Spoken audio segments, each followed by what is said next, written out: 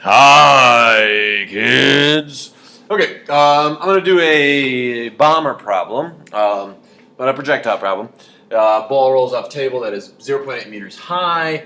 If it lands 1.2 meters away, how fast was it rolling when it was on the table?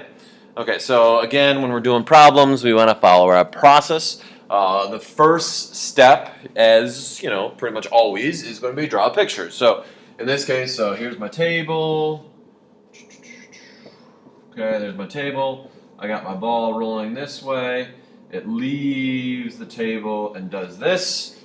Okay, this distance is 0.8 meters. That distance is 1.2 meters.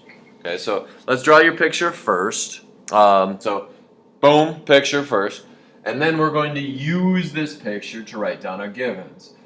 Because this is a projectile problem, two-dimensional motion, we have to worry about x and y. So we're going to write down our givens in the x and y.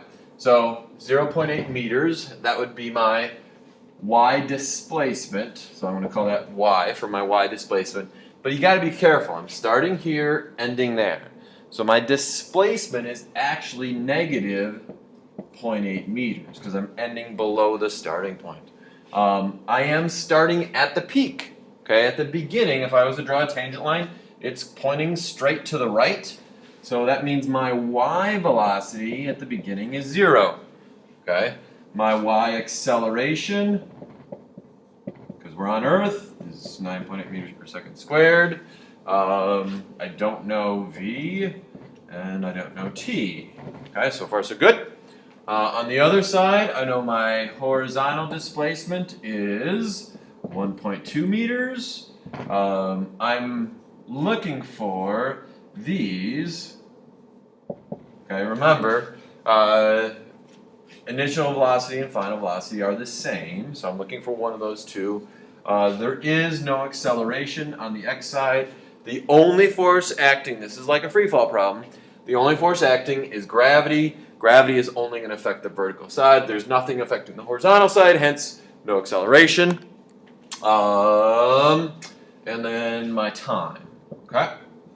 Alright, so remember, okay, we talked about this. If you were to shoot a bullet horizontally and drop a second bullet, that they're both going to hit the ground at the same time because it's, as long as the vertical motion is the same, the time that it takes to fall is the same. So that means if I can find my time here, I can use it there. Or if I can find my time here, I can use it there. So my time is the same. Okay? Because if you look at my picture, I'm just going from my B to C, like that part, okay?